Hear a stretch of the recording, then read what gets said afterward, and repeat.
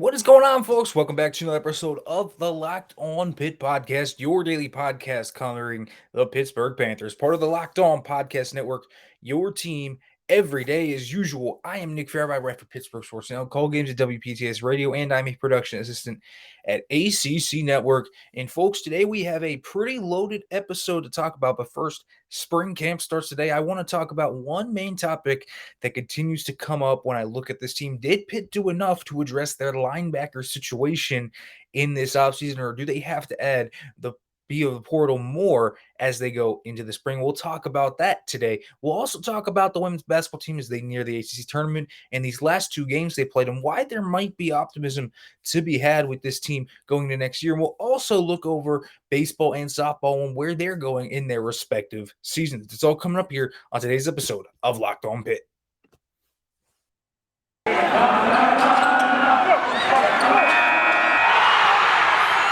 You are Locked On Pitt, your daily podcast on the Pittsburgh Panthers, part of the Locked On Podcast Network, your team every day.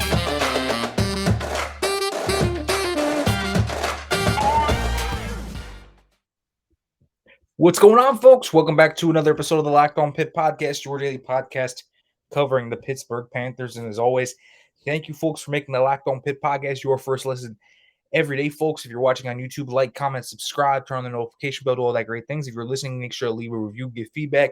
As always, cannot make this show as good as possible without your feedback. And today's episode of the Locked On Pitt podcast is brought to you by BetOnline.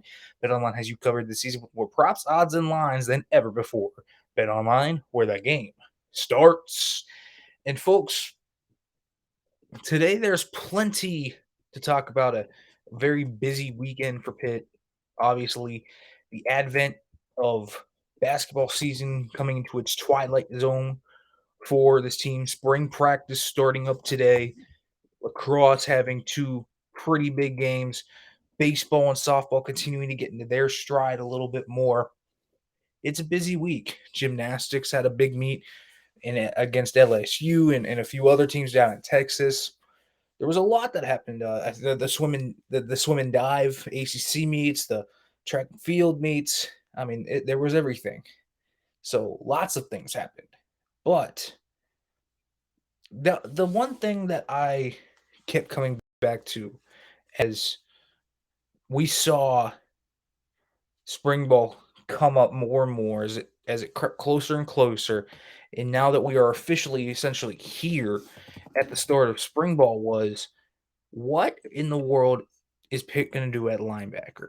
Because we've talked about it before, but did they actually do enough? And I think it's a very real question to ask, because obviously it started with Michael Dow committing right before the Peach Bowl, or right after rather, and then he couldn't come because of a medical situation, which then meant that they had to go out and get another guy. Shane Simon from Notre Dame was that guy.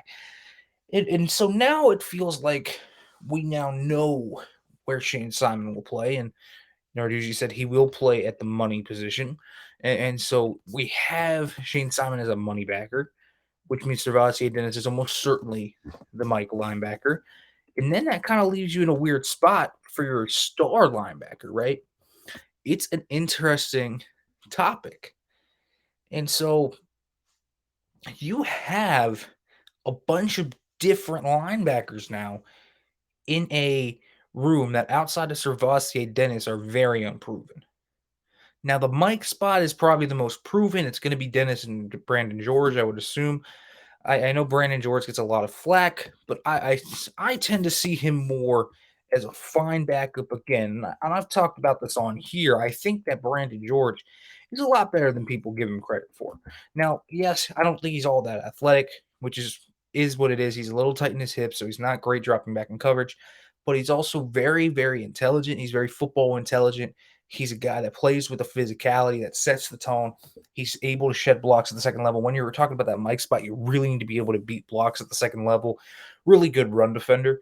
And sometimes, yes, he can get isolated in coverage, but usually they'll play zones to help him underneath, or they'll send him on blitzes, and he understands the complexities of the game, and he really grew into his role in the more complex schemes that Pitt runs in terms of their zone blitzes, their fire blitzes, their cross dog blitzes, their falcon blitzes, stuff like that. He really grew into those a little bit more, and I thought you saw more and more confidence in Brandon George as the season went on.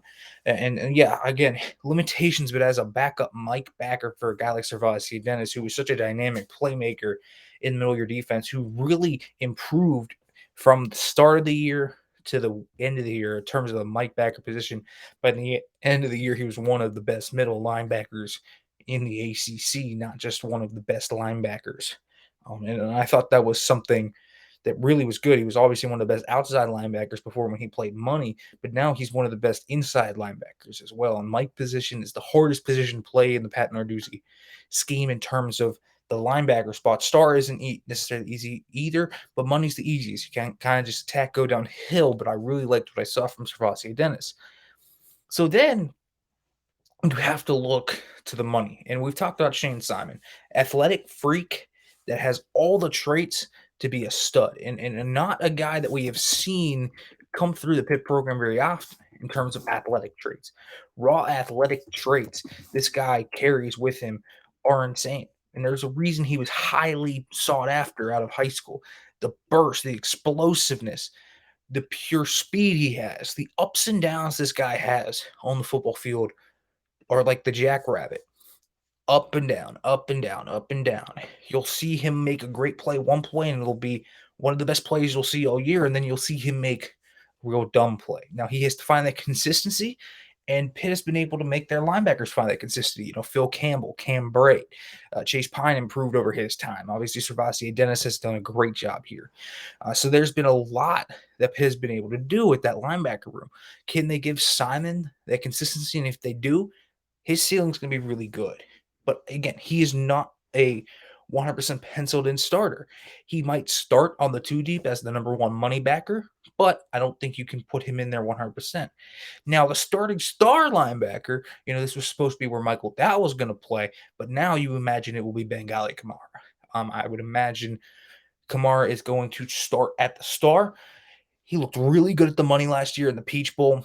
A guy that, again, exudes these athletic traits that Pitt hasn't had in the linebacker room, but they recruited it over the past few years. Really lengthy. He's long. He's explosive. He's quick. And he's a guy that looked very physical. He's very willing to go and bang down and around the tackles. Guy that just likes to attack and working in space. He looks comfortable enough. He doesn't look big and lumbering. He looks fluid, and I'm really high on what Bengali Kamara can bring. But outside of these four guys, and I think we've seen enough of these four to know something. Kamara himself is a little bit of a question mark. So is Shane Simon. They're question marks. But I think you know a little bit more about them than, say, someone like a Solomon DeShields, who we've seen a little bit of. But what we know is a freak athlete, guy that has played wide receiver. He was an emergency wide receiver last year. This is the type of freak athlete we're talking about. Absolutely yoked. He's rocked. Could be star or money. Which backup is he going to be? Or could he come on the scene, maybe steal a starting job? We'll see. And then outside of that, it's kind of like, who's going to be the six? Is it going to be Aiden Henningham, former wide receiver turned to linebacker? He's really bulked up and played well. Is it going to be one of the freshmen, Marquand Pope or Kyle Lewis? Is it going to be a safety transitioning down like a Judson Talladega or a Buddy Mack that might transition from safety to linebacker? Could it be someone like that working at the star? That's going to be a question. Solomon DeShields is going to take one of those backup spots, whether that's at the money or the star. The question will be, who's going to be that sixth guy in that rotation? And it will be a battle, because usually Pitt was going to work six, and I'm guessing they're going to work six into this rotation. So that brings the question, did they do enough? And this is where you saw the offer go out a little bit ago to a Vanderbilt transfer by the name of De'Rickey Wright.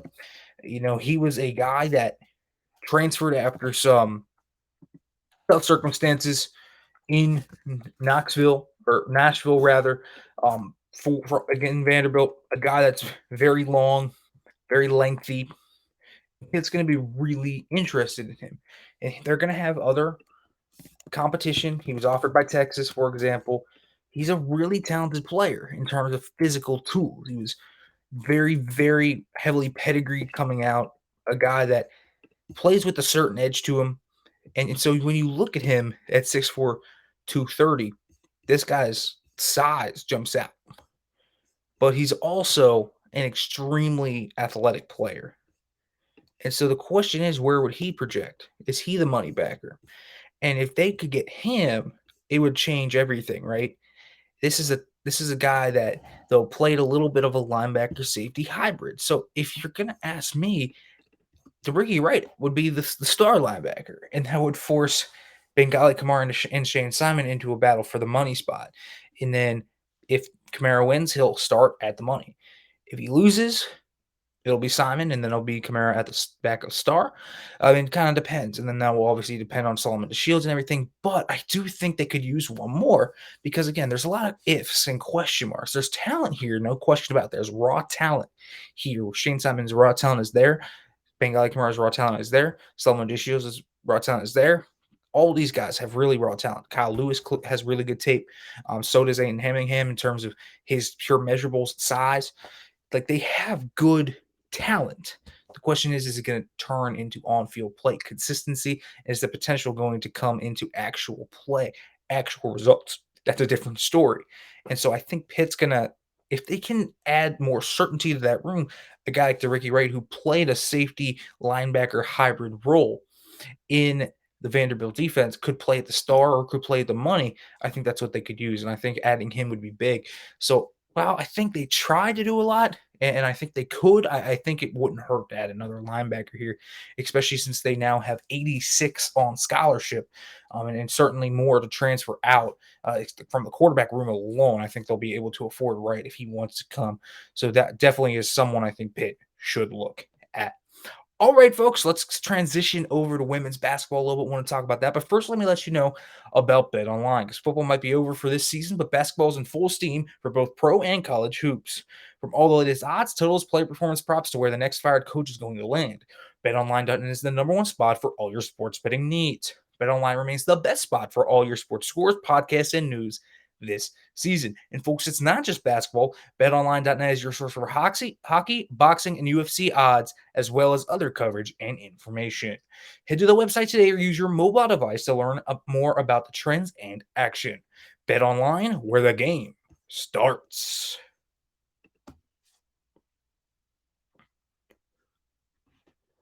All right, folks, welcome back to the Locked On Pitt podcast. As we continue to talk here, we just got done talking about Pitt's linebacker situation, of course, and why I think that they could use a guy to go there. It's a little bit too many question marks overall, and certainly they have strengths. But speaking of flawed teams that you think have strengths and you like what you see at times, but you want to see a little bit more, I think Pitt women's basketball encapsulates that better than just about any team Pitt has currently.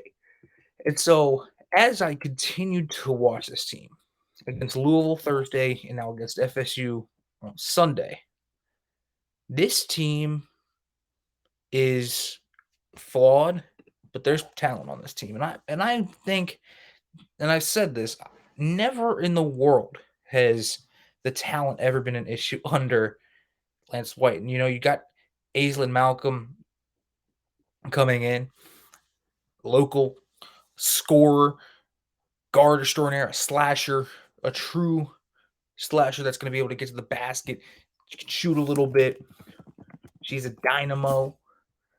So that'll be big time, right? Aislinn Malcolm was a big time commit. Maybe they can get another shooter, though. And they have, I believe, 3 open scholarships. And this is the point here. I think they have pieces.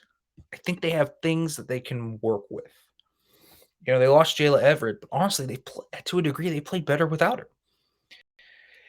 Sandrine Kleska has stepped in at guard, at point guard, and has been the quarterback point guard they've needed.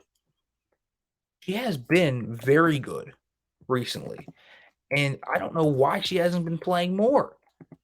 That's the bigger question. It was kind of 2 ball-dominant people in terms of Everett and Harris has been playing with a jammed finger, apparently, explaining her struggles. Everett and Day just did not mesh as those 2 ball-dominant people. Never really were the point guards. Kleska, on the other hand, has been this calming quarterback type presence that's really given them some spectacular minutes. I mean, over the last 2 games, she has played a total of 30 plus minutes in both games, 77 minutes. Only 2 turnovers in both games.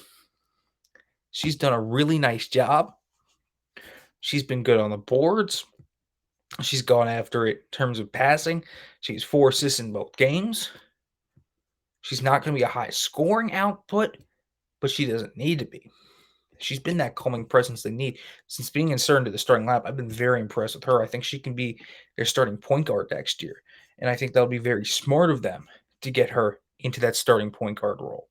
And they have a good front court now more. Playing Liatu King is the right move. Why did Liatu King not play more before? I don't know. I've been clamoring this all year. She is much better than Lance White maybe thinks she is. She's developing a nice mid-range game. She's been big. Amber Brown, yes, she has her moments. She's up and down. Her consistency needs to hit a better factor. But also, Amber Brown is very talented, scrappy on the boards, able to win down low, working that dribble drive. She now has handles. Rita Ibakwe is a great presence down low as well. Not only both as a defender, as a shot blocker, she also is really able to get up on those boards. She's able to win and finish at the rim. That's been a big improvement for her this year, finishing at the rack. She's really done that at a high level. And so there's talent on this team. I really kind of do like some of the pieces they have. I like what Taisha Exenor has shown later in this year as a tough type of guard, a scrappy guard, but she needs to learn how to understand pressure better and not be so turnover prone. She needs to be smarter with the ball. This whole basketball IQ thing with the team needs to improve, and that's why I said as much. But because they're such a team that relies heavily on driving the ball and driving to the hoop, they really need shooters. They need spacing. It's something that they really need on this team right now. They lack the spacing. And here's the thing. You understand what they need. It's painfully obvious. And it's really the same formula each team does against them. They just pack the paint. They force them to take very highly contested shots, go into pressure. It leads to a lot of turnovers. Now the basketball IQ type of thing, where they have to play better in certain situations, is obviously contributing to that lack of smart plays and shot selection and getting all of that in the turnovers, but also they collapse the paint on these drivers, and it leads to a lot of sloppy play down low. And it's the issue there that Pitt needs to solve. Pitt's a good rebounding team. Pitt has people that can finish. They have a solid front court. They now have a point guard that can really dish it out and has been able to find their bigs down low. The bigger thing that they have to do is that they have to find shooters. Really, right now, it's only Destiny Strother, and she is hit or miss, depending on the day. She is completely hit or miss. They need another shooter or two. Another shooter or two. Probably a proven one at that. And so, this is 100% something that when you look at this team, they need that spacing because it'll open up things for Liatu King as she drives. It'll open up things for Amber Brown a ton. And Amber Brown's already good as she is, but she doesn't have that jumper. So if she's able to dribble drive and get it one-on-one and have that open lane, that would be huge for her because she's improved as a passer as well. Rita Ibakwe, the same thing. Heck, it would help out the guards. It would help out Daishanette Harris because her three-pointer hasn't come along. Sandrine Kleska is more of a driver as well. She'll take shots when she needs to, but she doesn't really do it when she's forced, and she has to at least settle down in terms of her shot selection, and she so far has done that. And so this has been a Pitt team that has gotten smarter, but they still have this ceiling they have to reach. There are different types of ceilings they have to reach. And I think Lance White kind of put it perfectly in that they look like an ACC team in terms of physique. They're athletic. They're long. They have ACC athletes. But more importantly, they have to take the next step and play like an ACC team. basketball IQ, shooters. The shooting part is going to be big. I think they have the front court. They have some really nice pieces cooking there. But the shooting has to come up, give them a little space, give them another mode of offense. And if they can get some shooters, I think things would actually change a lot for Pitt. Add a shooter or two to this team next year, they can easily rise up to at least the middle of the pack of the ACC. They're a talented unit. And again, this is a unit that is going to keep a lot of its team together and could for 2 more years because of the COVID year. Brown, Ibakwe, Dacian Harris, all of them still have 2 more years of eligibility, and you're going to be able to really stretch out that unit in this nucleus and hopefully propel it forward. We'll see. I think I came out a lot more optimistic at the end of the year than I thought it would be out of Lance White's team. All right, folks, we'll switch over, talk a little about softball and baseball and my thoughts on them in their early starts of the season. But first, let me let you know about Built Bar. Because, folks, this is the time of the year that I know you've pretty much given up on New Year's resolutions, but not this year. You can stick to your resolutions to eat right thanks to Built Bar. It almost feels like it's not really a resolution because you can actually enjoy eating them. Have you tried the Puffs? Because if you haven't, you're missing out on one of the best Built Bars ever. Puffs are the first ever protein-infused marshmallow. They're fluffy, they're marshmallowy, they're not just a protein bar, they're a treat, and they're covered in 100% real chocolate. Puffs are a fan favorite with some incredible flavors: yummy cinnamon ziv churro, coconut marshmallow, banana cream pie. So good. These are going to be some of your favorites, and all the bars are covered in 100% real chocolate, including Puffs. 100% real chocolate, but here's the catch. You also get all the health benefits of a protein bar, low in calories, low in sugar, low in carbs, high in protein. So replace your candy bars with these and you will be instantly healthier. And folks, here's the offer. All you have to do is go to built.com, use the promo code LOCKED15 and get 15% off your order. Use the promo code LOCKED15 for 15% off at built.com. All right, folks, welcome back to the Locked On Pitt podcast as we continue to talk here about a loaded weekend in Pitt sports and now switching over from Pitt women's basketball and the linebacker talk of the spring to the baseball and softball teams. And so they start their seasons here down south away from the Berg, as who knows what the weather would be up here as a northern team. And right now, it's been interesting, I think, to watch these two teams. There have been a few developments that are unexpected in terms of, I think, Pitt softball specifically. And Pitt softball has been steady so far to start the year. Starting off 8-5, they lose to some good teams. Lose to a team like Michigan State, Iowa, Penn State, but they beat a team like Kansas. They beat a team like Stephen F. Austin. They grind out a few really good wins here this weekend and go 3-1 on the weekend. Now they're going to Tallahassee next weekend, and that'll be a big test for them. But the pitching has really been a lot better than I thought it would be. And so when you look at someone like Danny Drogemuller, who deserves all the credit in the world for what she has done, we're not talking about just a good pitcher. We're talking about one of the best pitchers in the ACC this year. When you look at it statistically, from top to bottom, this has been a player and a pitcher that really does track in terms of those top softball pitchers in the ACC. Her when you look at her ERA, it's all the way down to 0.78 now, which is incredible. She has truly been one of the best pitchers in the ACC. 0.78, that's third in the ACC right now. You look at her innings pitched, 44.2. That is fourth in the ACC. When you look at her shutouts, she has 2 of those. When you look at her complete games, she has 5 of those. That is third in the ACC. Strikeouts, it's up there as well. Danny Drogemuller is 5th in the ACC in terms of strikeouts, batting average against. She's also up there. She is essentially in the top category for all of these. She's been phenomenal. She really has been quite good. And you love to see what you have from her because they needed an ace. And now they got one.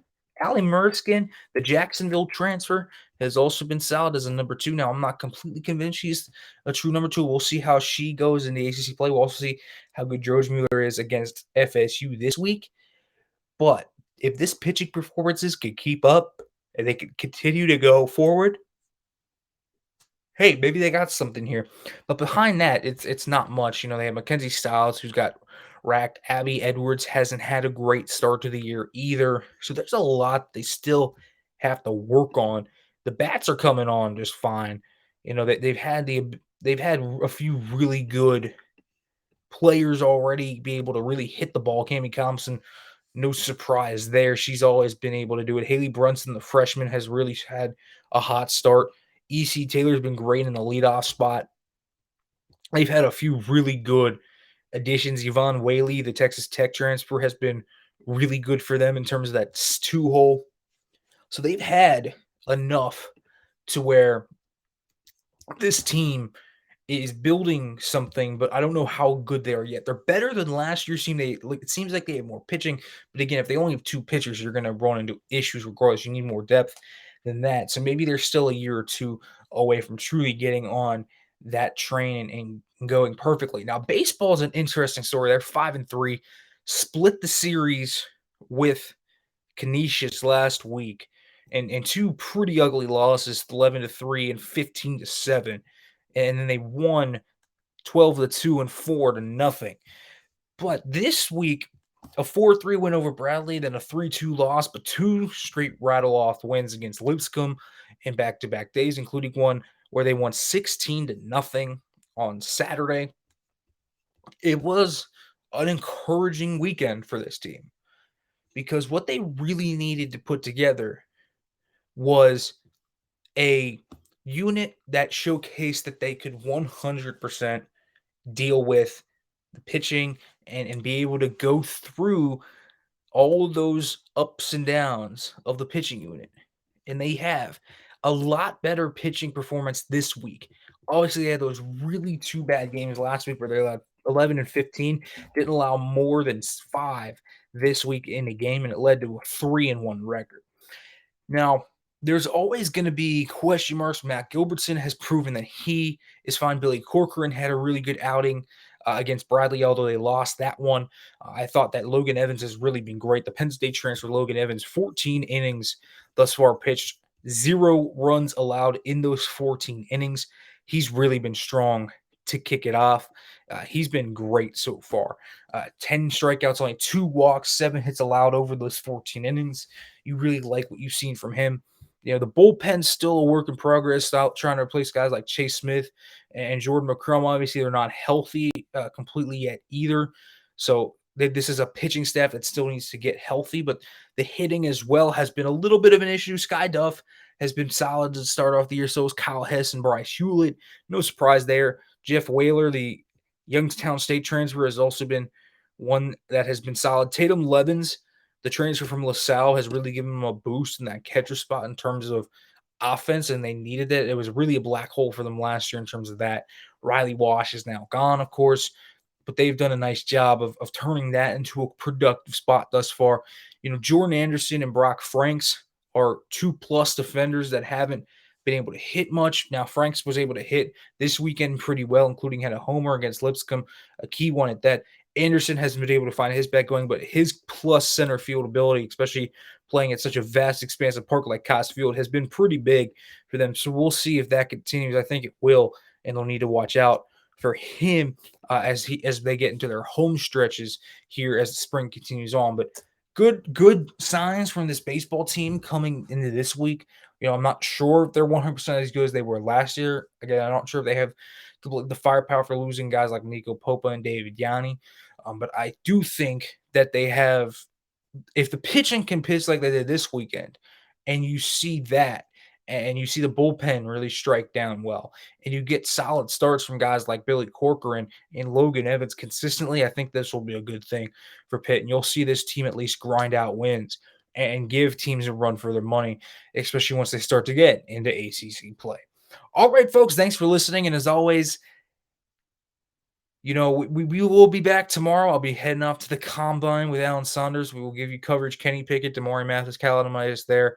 Make sure to talk about all that, the testing and as well. But tomorrow we'll obviously talk about Duke a little bit because the Pitt men's are going to welcome Coach K and Duke for his last road game. So we'll talk about that tomorrow, folks. As always, thanks for listening. And as always, hail to Pitt.